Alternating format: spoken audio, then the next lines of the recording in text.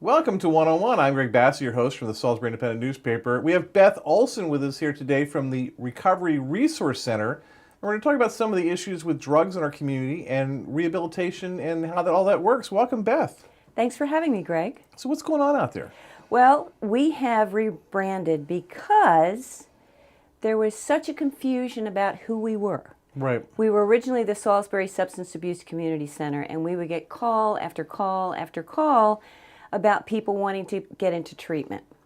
And given the magnitude of the problem in our area right now, we thought the messaging needed to be really clear that we are not treatment. We Right. are about recovery, which is its own process that happens after treatment. You know, not everybody goes to treatment. Right. But recovery is different from treatment. Right. Recovery is a lifestyle where you learn how to live without drugs and alcohol. Treatment is an event. It has a beginning, a middle, and an end, and it gives you a whole bunch of tools for living that way. Right. But practicing is a whole different matter. So the 12-step groups that meet at the Recovery Resource Center are a way for people to learn how to live relatively happily, relatively successfully without drugs and alcohol. That's what we do. So I crash or there's an intervention, I go to get treatment, and then when I get back into my community and I'm trying to get acclimated again, you are where I go, your building is where I go Well, I through would those hope programs. so. Yeah. I would hope so. Right. We have 47 different 12-step meetings every single week. Wow. Yeah, that's a lot of recovery going on. Right. We have Narcotics Anonymous, we have Alcoholics Anonymous, we have Eating Orders Anonymous, we have Gamblers Anonymous, we have Chemically Dependent Anonymous, we have Al-Anon and Nar-Anon for the family and friends of the alcoholic and addict. So sort of whatever you're recovering from, there's somebody you can talk to who's Right. been there and done that and did it successfully without help of alcohol or drugs. Yeah, and I'm fascinated when I go by there and I look because I ride my bike through there a lot, and people are outside socializing and they're talking and they're dealing with each other, and you can just feel not the desperation, but the need for some kind of community that goes on there. Absolutely. Absolutely. If you're not using drugs and alcohol, you are really out of step with the community at large. Yeah. And so learning what to do in those situations can be really hard. And you don't want to be the only one at a wedding who's not toasting the bride with champagne. Right. That's hard. You know, you don't want to be the only one at a party, a dinner party of your dear friends who's not drinking. Gee, why aren't you drinking tonight? Right. You And know, people will try to make you drink. Well, yeah, they will say to you, we've been sober all this time. Can't you have just Yeah. one? Well, no, you can't. Because what alcoholics and addicts are missing is an off switch. Right.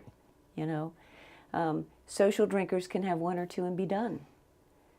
An alcoholic or addict goes, one was good, let's have two. Yeah, there's that line, the classic line, cannot imagine leaving half a scotch on the table and walking away. Just can't even imagine that. No, an alcoholic would call that alcohol abuse Yeah. and then laugh Yeah. because alcoholics can't do that. You know, and I think alcohol has actually been I don't want to say underplayed, but is not in the forefront because the opiate epidemic is so severe. Right. So severe. But alcohol is a big deal. And there are a lot of functional alcoholics out there who don't want to get sober, don't want to admit they have a problem because of the stigma and the shame. Right. Which is really, really sad. Yeah, with all the other challenges, it almost seems like alcoholism is an easy thing. It's not. It's just not, you know, and I'm a person in long-term recovery, and for me that means I haven't had a drink or a drug since 1991. That's a long time. Wow. But thank you. But that first year or two when I was learning how to be in the world Right. without the armor that alcohol gave me, that was really hard. And so having people who knew how to do that and how to navigate those situations and what to say so you don't look stupid, so you don't say something that's going to hurt you in the end, was invaluable. Yeah. You know, saved my sanity, not just my life.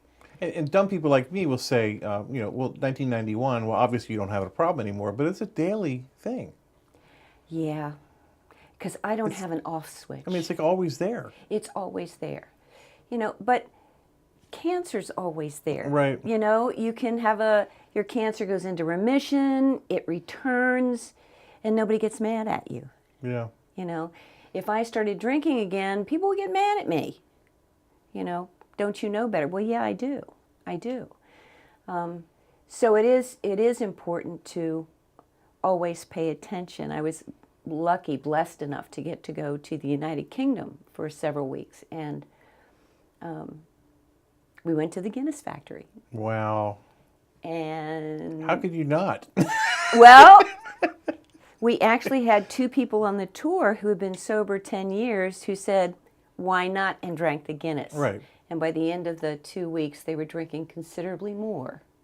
It does have a lower alcohol content than a lot of the beers. Yeah, well, but we don't have an off switch, Greg. We just, we just don't. I understand that. We just don't. And people will say, Beth, you've been sober for so long. Come on. Come on. Yeah.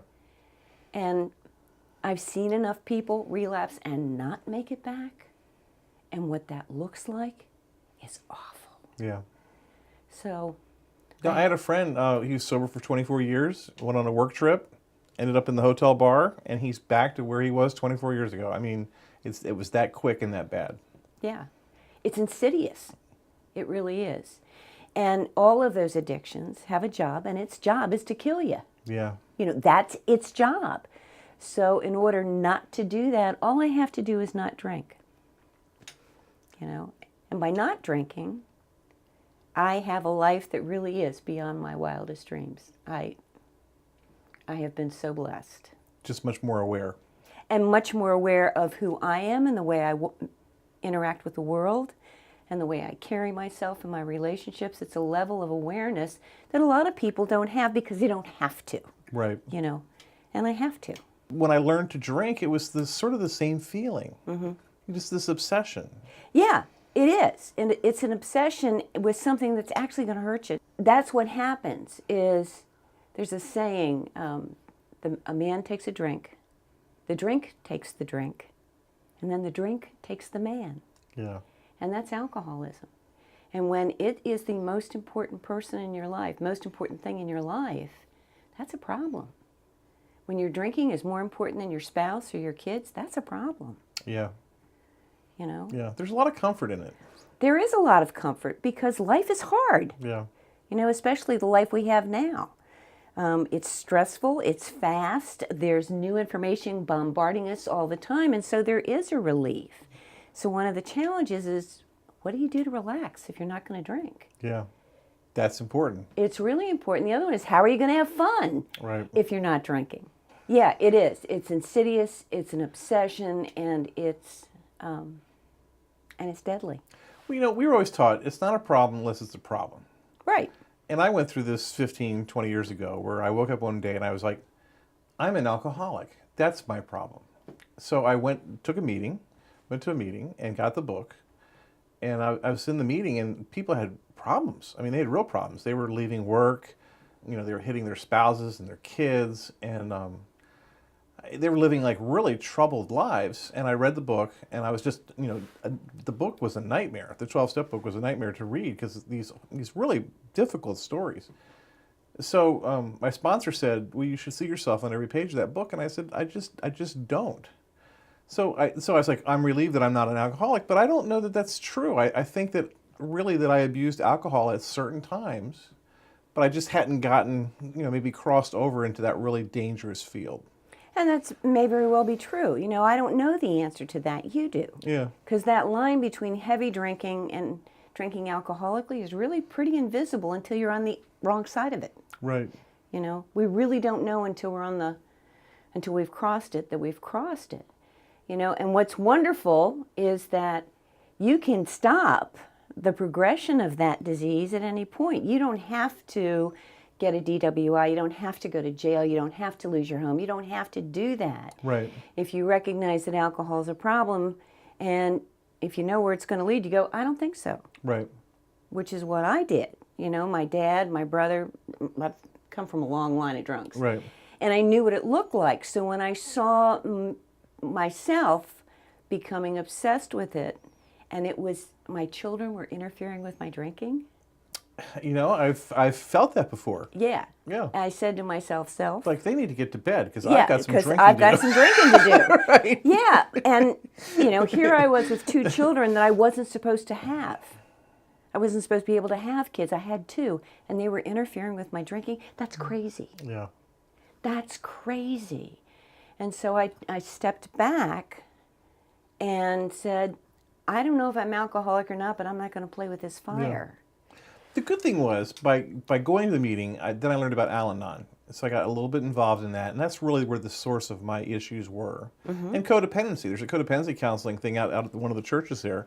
I didn't even know what codependency was, you know, but I was able to learn it through, you know, the exposure to AA. Yeah. And it has been very valuable. Oh, yeah. Actually, my first year was in Al-Anon, and Al-Anon is the foundation of my program. Yeah. And I am incredibly grateful to those men and women who taught me about codependency and being able to live my life without being enmeshed Right. in everybody else. And that I could be happy independently of what was going on around me was a whole new concept. Right. You know, and I spent 15 years as an addictions counselor, and my clients would say to me, why don't we learn any of this until we're in trouble? That's a good point. Which is a really good question. Yeah. You know, I think because you have to experience it to hear it. well, I mean, you might be listening, but you don't hear it. You know. yeah, not in the same Yeah. same way. Not in the same way. I know that with the current epidemic, 144 people die every day of a heroin overdose nationally. And someone said the other day that's a 9/11 every 3 weeks. Yeah. So there's a different kind of listening, but the listening is about opiates. It's not necessarily about the other drugs or the other behaviors Right. that can be deadly.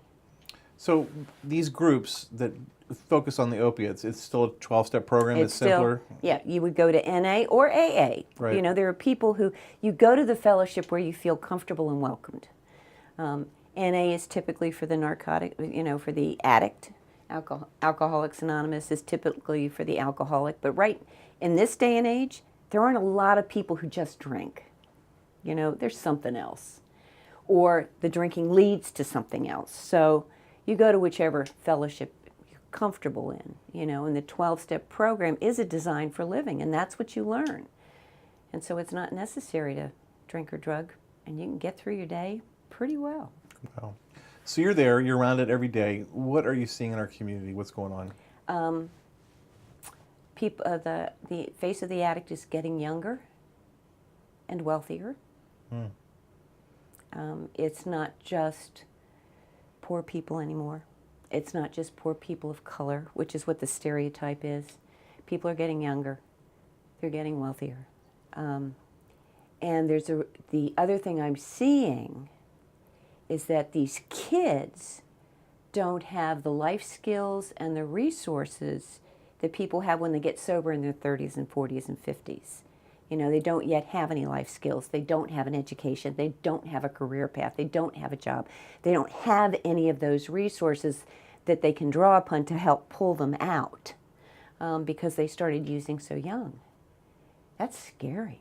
Yeah. That's really scary.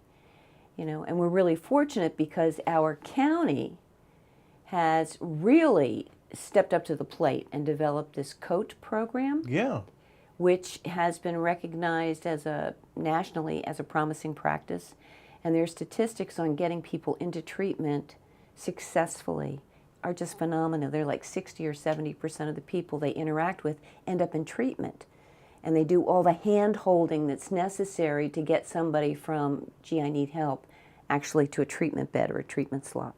And it's been phenomenal, you know. So there is the other thing I'm seeing is a community effort, a community awareness, a coming together.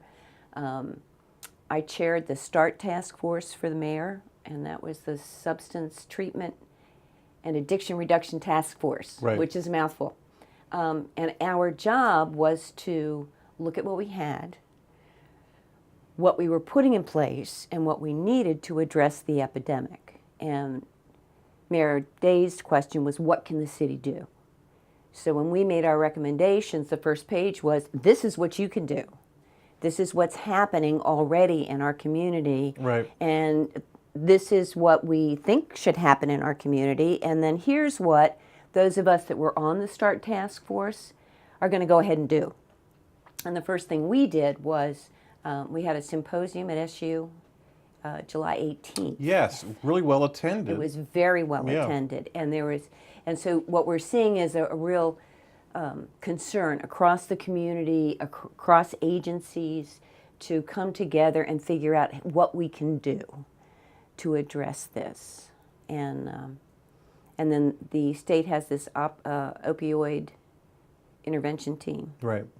That's also doing work around what does the data say and what does the data show in terms of what we need most to combat this addiction, what's working, what's not working, what's working that needs more funding, and that's what they're doing. So there's an awareness that was missing a long time ago. Not even a long time ago, 10 years ago, right. We didn't have this awareness. 5 years ago, we didn't have this awareness. Some of my friends who are employers say that they're looking at it now and their employees looking for it. You know, and they were looking for other things before, but it's such an issue and they want to help. Not a gotcha thing so much as you want to try to protect good people because you see good people getting sucked into it. And it's easy, you know, and nobody says, oh boy, when I grow up, I'm going to be an addict. Yay! I see 12-step meetings in my future for the rest of my life. Yay! Nobody does that, you know? And that's what's so sad. Yeah.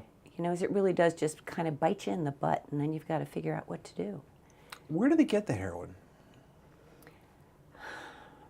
You know, I hear the pills, the painkillers are the big source right now. But and a lot of that is just access. You know, parents unknowingly, unwittingly have it in the medicine chest.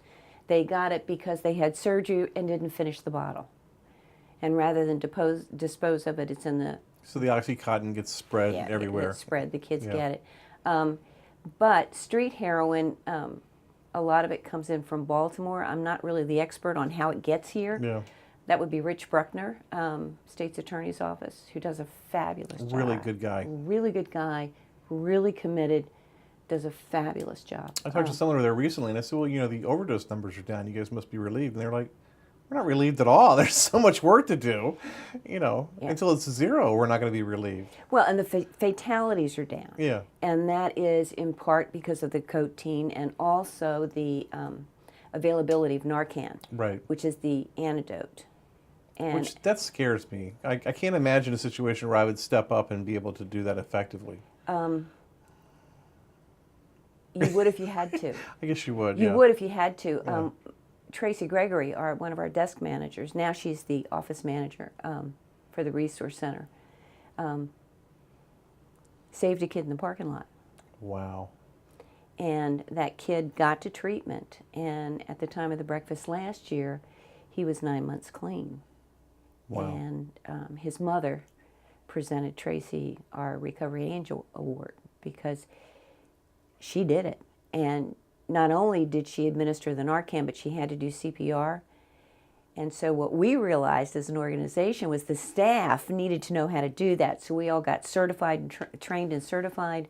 And now we offer those same trainings at the Resource Center free 4 times a year because you just never know. Right.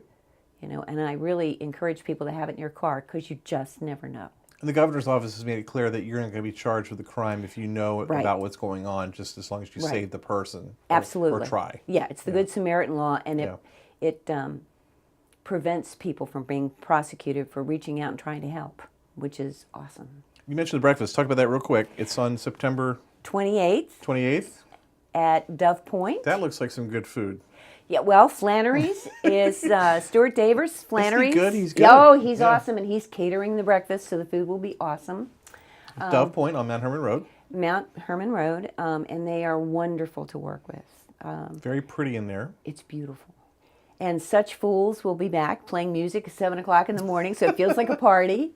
It's awesome. You walk in and people are dancing. It's wonderful. Beer and wine?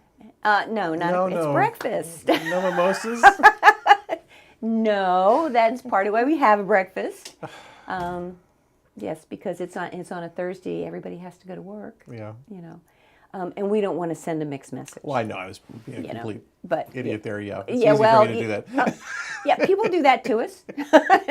But we do have a great time without alcohol, which is great. Our speaker this year is Marty Bolden. He's coming down from New Hampshire, and he's one of the people nationally who advocates and is part of that Facing Addiction organization. He is a social worker, awards, a whole list of awards and all that. But the reason we asked him to come is he's going to talk about how the stigma of addiction prevents people from getting into treatment and what we can do about that. And part of what we can do is people like me can say, I'm a person in long-term recovery. This is what recovery looks like. And if I didn't have a good life at 26 years sober, there would be something very wrong with me. Yeah. So part of what we can do is, stop making our recovery a secret and say, it's me. Well, everyone says you can't do it alone, but everyone tries to do it alone, and they can't do it alone. Well, that's pretty typical of the alcoholic or addict. Yeah. Yeah, but you don't understand I'm different. I do that all the time, and I'm like, I don't want to be bothered. I'm sure I can figure this out, Yeah. No, Greg, you're standing in a cornfield hitting golf balls. Obviously, you're not figuring anything out. Yeah, well, my brother used to call that terminal uniqueness. Right. Interesting. Yeah. Because there's a whole community of people who have been there and done that. They've got the T-shirt, Right. and they're happy. And the other aspect is you're not alone. No. These crazy things you're thinking, and then these things that happen to you, everyone has been through this. Yeah. Or more people than you would ever imagine. More people than you imagine. I actually teach. I teach storytelling at. Right. We want to talk about this. Yeah, at the detention center, and I just finished my first class at ECI. And what's amazing about alcoholics and addicts is they don't talk to each other. And so the first couple of sessions of every workshop are, really? You did that too? I did that. They don't know. There's so much shame and stigma Right. about what we become in active addiction that nobody's talking. So as soon as people start talking together, they start to heal, which is what happens in the 12-step world. People heal. Now, you're well known as a storyteller. You're big at the library. Yes. With the kids. I'm there once a month. And I'm fascinated by this because I can't tell stories. I can write stories, but I can't do it in public the way I would like to. I don't have the timing. I don't have the patience. But you do it with this enthusiasm that's really infectious. Well, thank you. Yeah. I love it. The shortest distance between point A and point B is a story. That makes sense. It really is. And what's wonderful is that there's a renewed interest in all those old stories. You turn on the TV and you've got Once Upon a Time, you've got the Brothers Grimm. We had 3 different Snow White stories in the movies. There's this because those stories are universal and they transcend everything. And we can all see ourselves. We are all ugly ducklings. We are all ugly ducklings. And so when I tell that story, it's not a kid's story. Yeah. It's a story about perseverance. It's an enlightenment story. It is. And the original story is 20 pages long. That's not a kid's story. Yeah. And what stories do is they bypass the right brain, bypass the left brain and bypass the right brain and go straight into your heart. Right. And I think part of what we miss in this world we live in now is connecting heart to heart. And stories bypass all of this and go straight to your heart. And when people are in an audience sharing that experience of story, there's an energy and a feeling that you don't get many places. And I think we're starving for it as a culture. No, the energy is compelling. It's utterly compelling. Well, thank you. Yeah, and just that you're out there kind of risking it, Well, I started performing when I was 7, so Okay. that's it's not this mystery and magical thing because I've always been a performer, And I actually taught theater for 25 years before I moved to the shore and became a counselor and all that. But it gives me great joy to have people use their imaginations and to imagine ways to live. And in the movie Saving Mr. Banks, Tom Hanks, the Walt Disney character, says, that's what storytellers do. We make things right through imagination. And that's what we do. Interesting. That's what we do. The one I bonded to was Garrison Keillor with Prairie Home Companion. Oh, he's every amazing. Saturday. Yeah, because it applies to life around here to a Everywhere. degree. And I remember as a kid, after dinner at the farm, the adults would sit there and they'd tell stories like that. And we had one relative who was a school teacher, and she would tell the very animated nursery rhyme type stories. And as kids, we were just completely compelled. You know, it's fun to read. I love to read, but it was just even more fun that way. Well, and it's the attention. Yeah. You know, human connection. The human too. connection, yeah.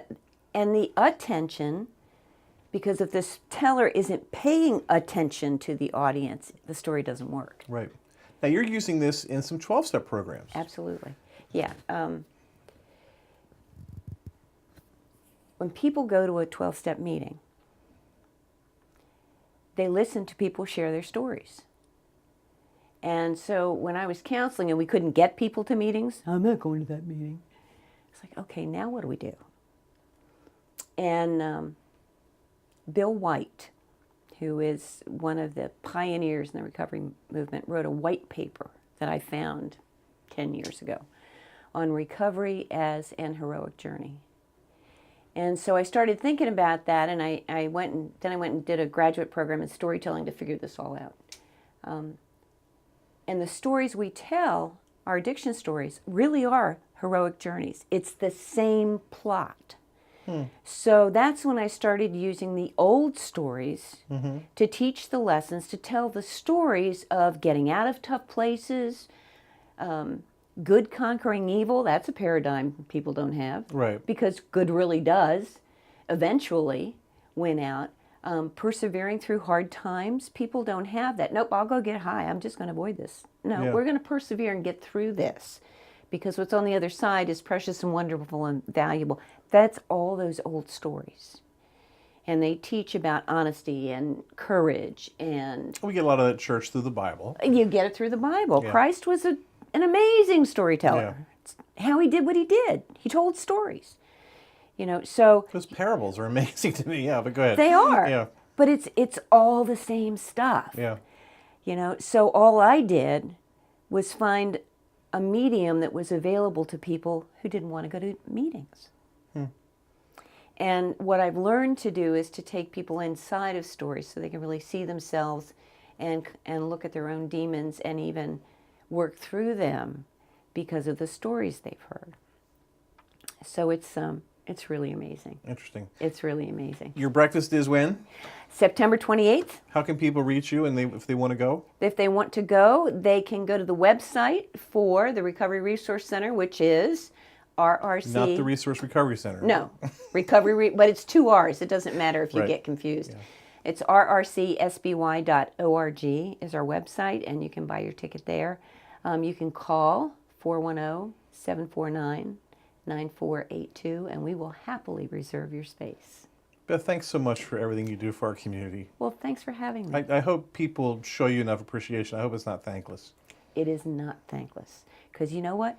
Most days I get to go home with a very full heart, and that's awesome. That's great. She's Beth Ohlsson from the Resource Recovery Center, and we're thrilled to have her here today on PAC 14. Thanks, Greg. I'm Greg Bassett from the Salisbury Independent Newspaper, another edition of One-on-One right here on PAC 14.